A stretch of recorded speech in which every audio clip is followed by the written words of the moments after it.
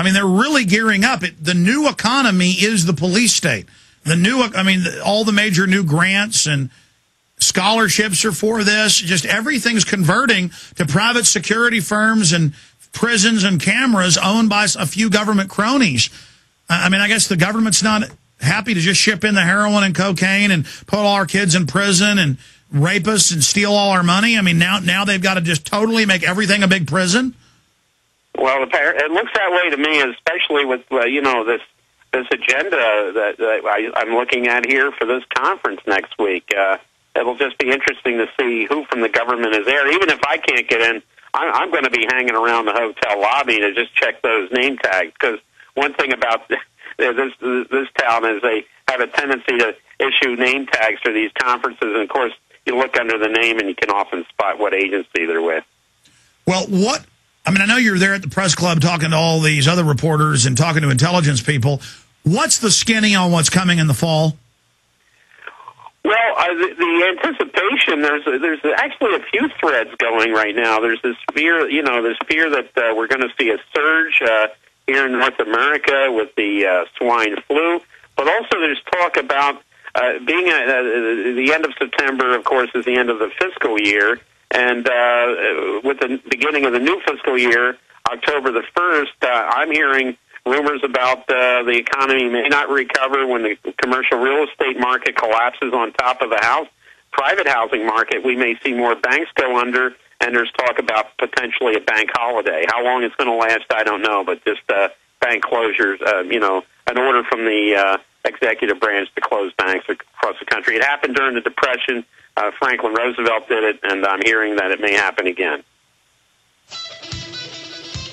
When we come back, I found it. If you just Google internment specialist by itself, the first link is goarmy.com. People may have heard of it. It's called the U.S. Army. It's the biggest military in the world. I assure you it exists. goarmy.com. Now, I know popular science will say the Army doesn't exist next and there's no FEMA camps, but it's all over the news. There it is. Specialty Internment Resettlement Specialist. This MOS plays an integral role in providing a uniform system of handling prisoners and detainees. First and always, these MPs are combat support soldiers trained to fight. Then also trained as internment resettlement specialists to control and supervise detainees, to ensure their humane treatment, and to assist them in returning to a productive life. For this job, the Army will train you to use specialized equipment to monitor activity, to conduct searches, and to inspect areas where prisoners work and live. Here, you'll train to in-process prisoners and detainees, and to brief them on their rights. In addition, you'll train to inventory and secure their property, take photographs and fingerprints, issue personal items, and assign cells. You'll train to conduct prisoner formations and roll calls, to monitor their exercise, recreation, and work areas, to prepare and maintain records, and develop written reports. After your initial entry training and advanced individual training, you'll work long hours, day or night, in a garrison or field environment, where you may practice emergency procedures, detect and confiscate contraband, and escort prisoners outside the facility. Serving in this MOS can help you transition from the military to the civilian employment sector. That's enough. In the military police corps, you'll be... Now, again, this all has dual use, but I've been to the training ops. It is for American citizens, and you notice escorting you outside the base. They have the civilian inmate labor camp program, secret from 86 to 97. Clinton made it declassified. Secret that American citizens were used as slave labor at bases. Here, let's just Google civilian inmate labor camp program for everybody. You know, for those out there in denial, this has been going on.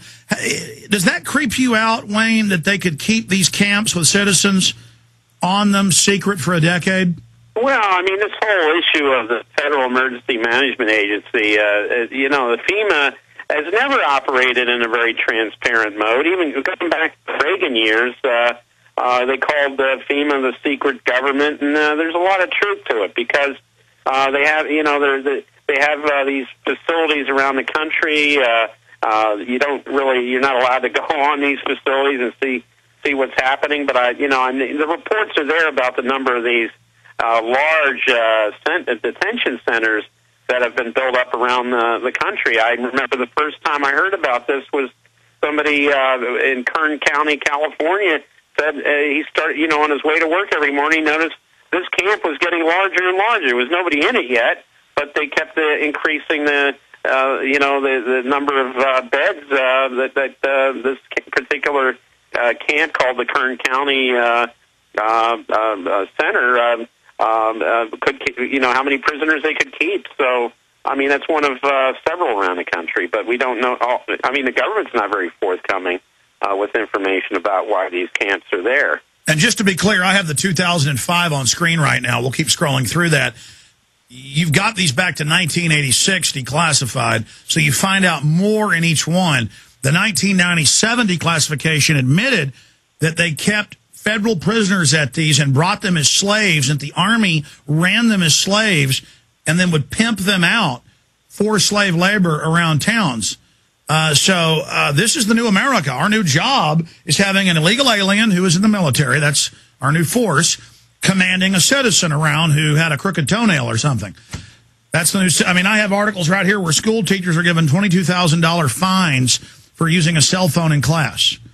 See, we're all prisoners now. Wayne Madsen. Well, I don't see it getting any better. I mean, the people I know who voted for Obama and thought there was going to be a change, I hear the term buyer's remorse quite a bit. I know people who were candidates for president are hearing the same thing. So, I mean, it's where's the change? I don't see much in the way of I agree. I want to show people from General Shoemaker's 2005 document, Civilian Inmate Labor Programs, right here on screen, providing a source of labor at no direct cost to Army installations to accomplish tasks that would not be possible otherwise due to the manning and funding constraints under which the Army operates. Slave labor. These are not guys that punch their drill instructor in the nose. These are state and federal prisoners. And this is going to be you and your family. Okay? Sorry, Wayne, go ahead.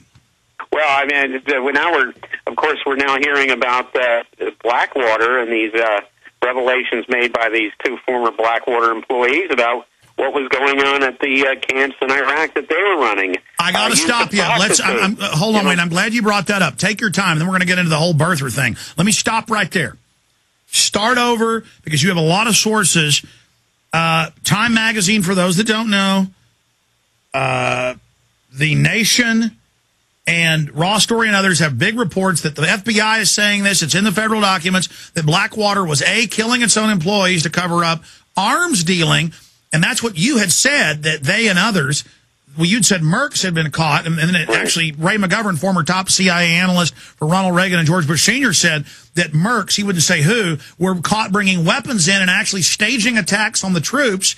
Because it's $1 trillion war, you got to keep it going and have an excuse to stay there. So, go through the Blackwater revelations, the slave children they're raping, the wife swapping, the murders, whether your intel is, how bad it is. But the key here that the media just mentioned as a footnote, were they smuggling arms to in Iraq? Wayne Madsen. Well, I thought in Iraq smuggling weapons that were winding up in the hands of the Kurds, and it's thought from the Kurds they wound up in the hands of the PKK, an organization that Turkey considers as to be a terrorist organization, an organization that the United States considers to be a terrorist organization. So this is all this, keeping this part of the world at each other's throats, killing each other. There's profit in that, and companies like Blackwater and other companies, there's hundreds of them like Blackwater. They're one of the big ones. Are all involved in this same business. It's War Incorporated.